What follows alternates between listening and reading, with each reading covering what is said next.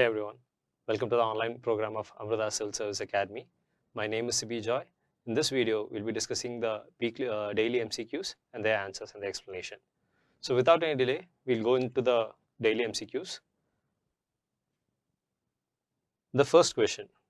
Recently, the Coast India platform was launched by government to A. Monitor the coastal erosion, B. Track migrants' movements on a real-time basis, reconstruct the coastal ecosystem post-cyclone Amphan, and D. Curb the menace of oil vessels piracy.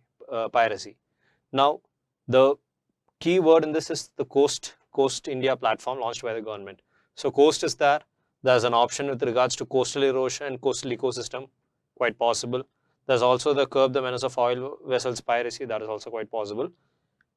Option B seems highly unlikely, but this is a twister of a question because the correct answer is actually option B, the track migrant movements in real-time basis.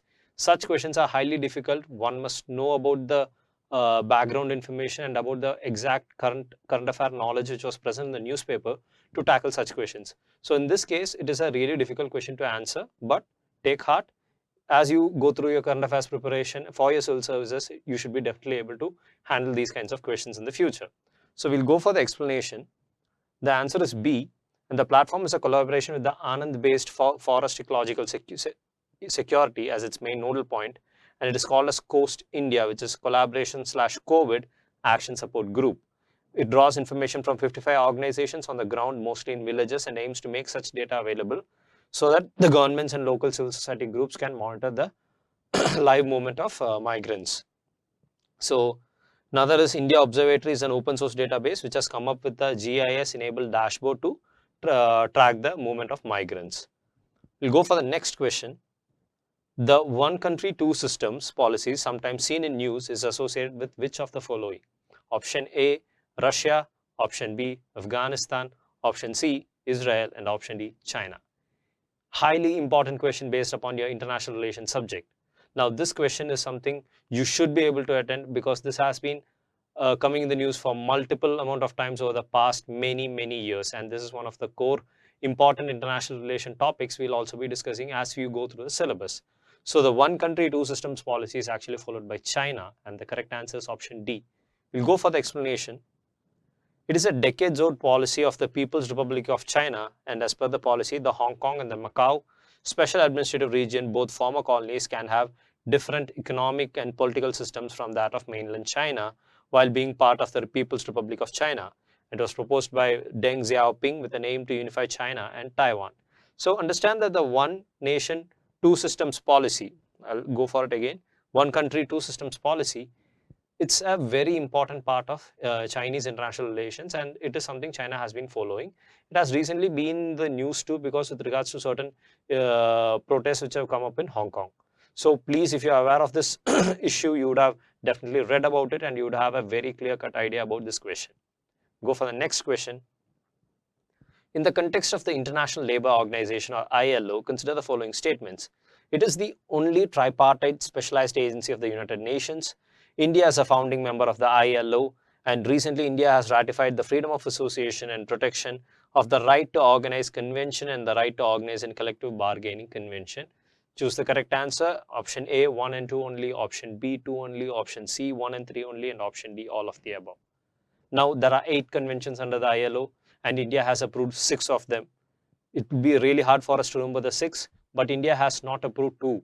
And those 2 are the Right to Organize Convention, Right to Organize and Collective Bargaining Convention, and the Freedom of Association and Protection of the Right to Organize Convention. So keeping that in mind, as you learn about ILO, which is a very famous international organization, we will be learning during our static part preparation. Keeping that in mind, option 3 will be eliminated when you learn about this. So if you eliminate option 3, the only thing which is left is option A, 1 and 2 only, and option B, 2 only. So automatically the second statement becomes right. That is, India is a founding member of the ILO. Then option 1, it is the only tripartite specialized agency of the United Nations. Again, we managed to make it a 50-50 choice. That itself is a very good achievement. We can use it to tackle any questions. But if you, as you learn about the ILO, you will understand it is the only tripartite agency which is involved in employers, employees, and the government. So I'll go for the detailed explanation. The answer is A, and the statement 1 is correct because it is the only tripartite UN agency. It brings together governments, employers and workers of 187 member states to set labor standards, develop policies and devise programs promoting decent work for all men and women. The statement 2 is correct because India is a founding member of ILO and has been a permanent member of the ILO governing body since 1922. So this happened before the independence. The statement 3 is not correct because India has ratified 6 out of the 8 conventions, and the conventions which India has ratified are the Forced Labor Convention, the Abolition of Forced Labor Convention, Equal Remuneration Convention, Discrimination Convention, Minimum Age Convention, the Worst Forms of Child Labor Convention. India has not ratified the 2 conventions which was asked in the question. So keep that in mind. While it may be hard for us to remember all the 6 conventions, try to remember the 2 conventions which India has not ratified it. So keeping that in mind, you will be able to understand why all other conventions except for these 2 have been ratified by India. Keeping this in mind, we can take any question which has been asked with basis on ILO. We'll go for the next question. In the context of Purandara Dasa, consider the following statements. He was a renowned Bhakti movement vocalist. He is widely referred to as the father of Hindustani music. And 3, he belonged to the Vijayanagara period. Choose the correct answer. Option A, 1 only. Option B, 2 and 3 only. Option C, 1 and 3 only. And option D, all of the above. Purandara Dasa was a very famous, very renowned Bhakti movement saint who was known as the father of Carnatic music, not Hindustani music. Even if one does not know it, one just has to listen as just by reading the name Purandara Dasa, the name has more connotations with the southern part of the country than with the northern part of the country. So maybe small techniques like that can help you understand and identify where these people are originating from and what are the fields they can specialize in. So please understand that Purandara Dasa is not the father of Hindustani music, but rather referred to as the father of Carnatic music, or also known as the Pitamaha of Carnatic music. So option 2 is wrong. When option 2 is wrong, the only options left are option A, 1 only, and option C, 1 and 3 only. Option 1 automatically becomes correct, and the statement 3 becomes the one in question, which is he belonged to the Vijayanagara period. Did he belong to it or not? Anyhow, if you know about it, well and good. Even if you don't know, you may manage to eliminate 2 options and bring about a 50-50 chance of making it correct. But actually, Purandara Dasa did belong to the Vijayanagara period. So the correct answer is option C, 1 and 3 only. We'll go for the explanation. Answer is C. Statement 1 is correct because Purandara Dasa was a Haridasa, a renowned composer of Carnatic music, a great devotee of the Supreme Lord Krishna, a Vaishnava poet, a saint, and a social reformer. Purandara Dasa is known for composing Dasha Sahitya as a Bhakti movement vocalist and a music scholar. The statement 2 is not correct because he was a composer, singer, and one of the chief founding proponents of the South Indian classical music known as Carnatic music. In honor of his significant contributions to Carnatic music, he is widely referred to as the Pitamaha of Carnatic music. And the statement 3 is correct because according to historians, he belonged to the Vijayanagara period. We'll go for the next question. Recently, a new species of small freshwater fish called Puntiu sanctus that grows to only 7 centimeters, discovered by a team of experts, is commonly found in the waters of A, Kerala and Tamil Nadu, B, Orissa and Andhra Pradesh, C, West Bengal, D, Bihar. Very difficult question. You can know it, you can make a relation to it. Very hard to bring about an elimination because we have zero idea, if you have zero idea about it. So I don't want to go too much into any tactics or tricks to eliminate it. The correct answer is actually option A, Kerala and Tamil Nadu. This was asked in the current affairs. This came up in the newspaper. So we'll go for the explanation. Answer A, Velankani in Tamil Nadu has thrown up a new species of small freshwater fish of the family Cyprinidae. Encountered in a small water body in Velankani, Puntius sanctus grows to a length of 7 centimeters and it is used as both as a food and as an aquarium draw. The Puntius species are locally known as Paral in Kerala and Kende in Tamil Nadu. While the genus shows great species richness in Kerala and Tamil Nadu, the specimen from Velankani bears distinct difference. So keep that in mind. It's a very highly specific question based upon the current affair. Keep it in mind. It's a freshwater fish found recently in Tamil Nadu in Velankani. Consider the following statements about the Pradhan Mantri Matsya Sampada Yojana. First statement, it aims to bring about blue revolution through sustainable and responsible development of the fisheries sector in India. Second statement, MPMMSY will be implemented over a period of 5 years from financial year 2020 to 21 to financial year 2024 to 25 in all union territories and states. The PMMSY will be implemented as a centrally sponsored scheme, CSS, and select the correct answer using the options option A, 1 and 2 only, option B, 2 only, option C, 1 and 3 only, and option D, all of the above. This question is about a government scheme. Now, when we learn about government schemes, it is of the utmost importance that we understand what is the budget which has been allotted to it. We must know which ministry is involved in it, what kind of a scheme it is, and which is the timeline in which the scheme is going to be implemented. So if one has a very clear-cut idea about it, one can easily tackle any government scheme which is being asked by the UPSC. So keeping this in mind, you can, the first statement is actually correct. It aims to bring about blue revolution through sustainable and responsible development of the fisheries sector in India. The second statement, PMMSY will be implemented over a period of 5 years from financial year 2020 to 21 to financial year 2024 to 25 in all states and union territories. That is also absolutely right. The third statement is wrong because it will not implemented not as a centrally sponsored scheme. Rather, it is an umbrella scheme having both centrally sponsored component and the centrally sector component, which is present in this scheme. So to say that the third statement is right would be wrong. So the correct answer is option A, 1 and 2 only.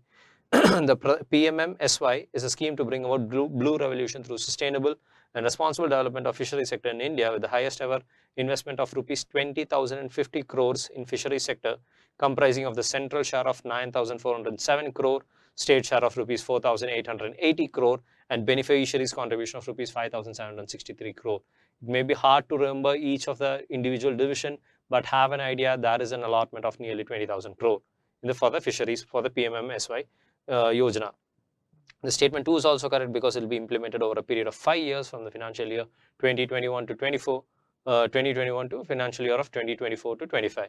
And it will be implemented in all states and union territories. But the third statement, it's an umbrella scheme with two separate components, which is the central sector component and the centrally sponsored component. And under the central sector component, nearly 1,720 crores has been allotted. Under the centrally sponsored component, there has been 18,330 crores being allotted, which has been segregated into the beneficiary oriented and the non-beneficiary oriented. It's a bit of a large explanation. Read through it, understand it, try to remember the major points, especially with regards to the years in which it is being implemented, where it is being implemented, and the amount of outlay of funds which has been allotted to this program. A general idea would be sufficient to answer any UPSC questions which is being asked in the civil services exam. We'll go for the next question. Consider the following statements about the Narmada River. It is the largest west-flowing river of the peninsula India. It forms a delta before falling into the Arabian Sea, and its basin extends over states of Madhya Pradesh, Gujarat, Maharashtra, and Chhattisgarh. Which of the above mentioned statements are correct? Option A, 1 and 2 only, option B, 2 and 3 only, option C, 1 and 3 only, and option D, all of the above. So, where does the Narmada flow? It flows between the Vindhya and the Satpura ranges. It flows inside a rift valley, and it's west flowing. It flows into the Arabian Sea. Now, as part of your Indian geography preparation, you will be learning about the river Narmada. And one of the core points you learn about the river Narmada is, it is the largest west-flowing river of the peninsula India. And the second statement, it does not form a delta before falling into the Arabian Sea. Unlike the major east-flowing rivers like Godavari, Mahanadi, Krishna, and Kaveri, which do form deltas while flowing into the Arabian Sea, Narmada, while flowing into the Bay of Bengal, the Narmada does not form a delta while flowing into the Arabian Sea. So the second statement can easily be eliminated. Remove that, your answer is available, which is option C, 1 and 3 only. The third statement automatically becomes correct. Its basin extends over states of Madhya Pradesh, Gujarat, Maharashtra, and Chhattisgarh. We'll go for the explanation. Statement 1 is correct because Narmada is the largest west-flowing river of the peninsular India. Statement 2 is not correct because it falls into the Arabian Sea and do not form deltas, but they form estuaries. It's a fluvial deposition landform. This is due to the fact that west-flowing rivers, especially the Narmada and the Tapi, flow through hard rocks and hence do not carry any good amount of silt, which is necessary for delta formation. The statement 3 is correct because the Narmada basin extends over the states of Madhya Pradesh, Gujarat, Maharashtra, and Chhattisgarh, having an area of 1 lakh square kilometer. Go for the next question. Consider the following statements. Fuel rates of fuel prices in India are determined every fortnightly using the dynamic fuel price method. The second statement, oil marketing companies determine the retail price of fuel based on currency exchange rate and fluctuations in international oil prices. Choose the correct code. Option A, 1 only, option B, 2 only, option C, both 1 and 2, and option D, neither 1 or 2. The first statement, fuel rates or prices in India are determined every fortnightly. No, it is determined in India every day morning 6 a.m. it's being determined. So this has been brought about, this change has been brought about for nearly 10-15 years. So it is how it's not being done fortnightly, it's being done every day. So keep that in mind. First statement is wrong. Second statement, oil marketing companies determine the retail price of fuel based on currency exchange rate and fluctuations in international oil prices. Yes, it is the oil marketing companies which determine the prices of the fuel which is being marketed in India. So the correct answer is option B. Now there is not much you can do to eliminate it or identify any keywords to get your answer to it, because it's a highly factual statement. So unless one knows about it, it's going to be very hard for some person or a lay person who does not have any idea about it to make a qualitative analysis and to get your answer. So we'll go for the explanation. The answer is B. Statement 1 is not correct because the fuel rates are revised at 6 a.m. every day. From June 2017, the fuel prices in India are revised daily, and this is known as the dynamic fuel price method. So this makes sure that any variation in the fuel price in the international market is transferred to the dealers and to the end users. That is this idea. Before 2017, it was a fortnightly calculation. It was not 2007, it was 2017, I'm sorry.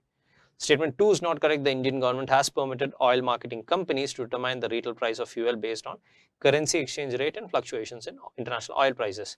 So what are the factors that impact the price of fuel? You can say that the US dollar exchange rate, the various taxes implemented on it, the demand for fuel, and these dealer commission, all these play a key role in changing the fuel price and bringing in fluctuations.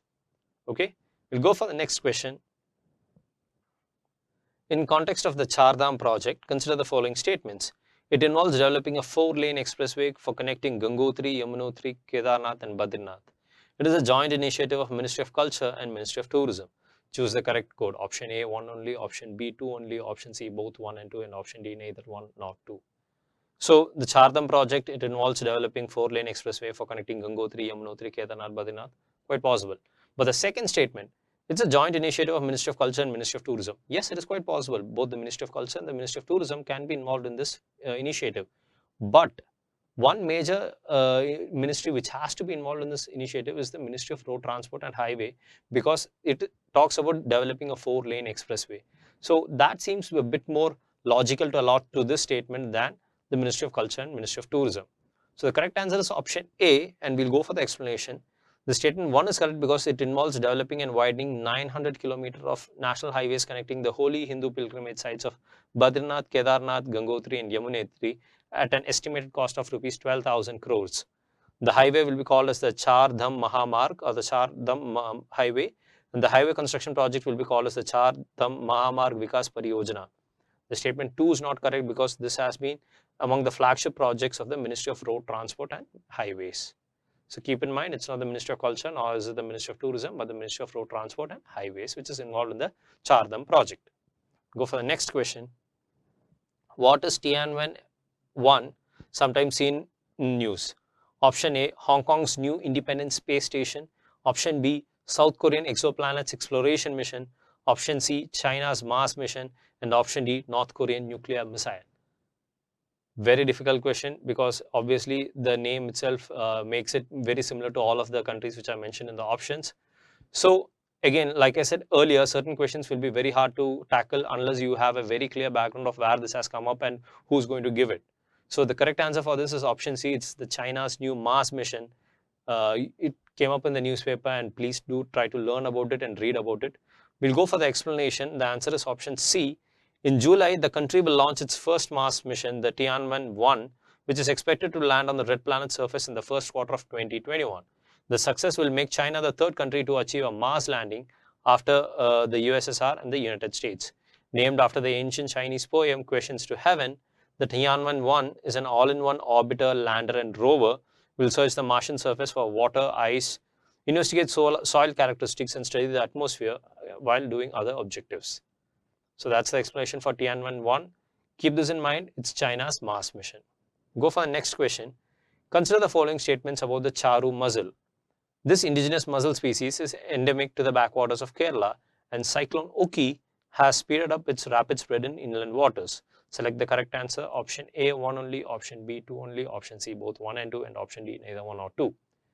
First statement, charu mussel, indigenous species. No, it is not an indigenous species, it is an invasive species.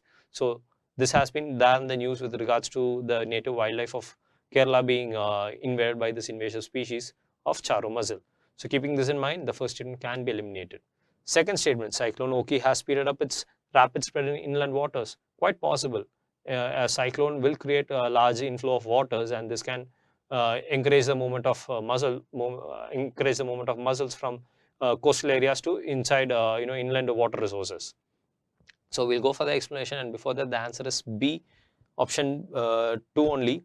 The statement 1 is not correct because the charu mussel is an invasive mussel native to the southern and Central American coasts, and it's spreading quickly in the backwaters of Kerala, elbowing out other mussel and clam species and threatening the livelihoods of fishermen who are engaged in molluscan fisheries. The statement 2 is correct because the cyclone Oki may have simply speeded up the invasion of this mussel inside inland waters. Go for the next question. The Kheer Bhavani Mela, during which the devotees of the goddess Kheer Bhavani gather on the day of Zeshta Ashtami, when according to the belief the goddess changes the color of the spring's waters, is celebrated annually in which of the following Indian state? The options are A, West Bengal, option B, Jammu and Kashmir, option C, Madhya Pradesh, and option D, Rajasthan. So Kheer Bhavani Mela, again, this is a ABCD type of question. There is not much you can do to eliminate it or make a logical extrapolation of the fact to identify any answer. So keeping this in mind, you either know it, you can go for it. Otherwise, you can, if possible, you can make an educated guess or you can just leave it. The answer for this is Jammu and Kashmir. We'll go for the explanation. In the Union Territory of Jammu and Kashmir, the annual Kheer Bhavani Mela on the 30th of May this year in Tulmula village of Gandarbal district has been cancelled by the Dharmatat Trust of Jammu and Kashmir because of the outbreak of the COVID-19 pandemic. And the Ragina Devi temple in Tulmula, Gandarbal village near Srinagar is popularly known as Mata Kheer Bhavani temple, and it is one of the most important temple for Kashmiri Pandits.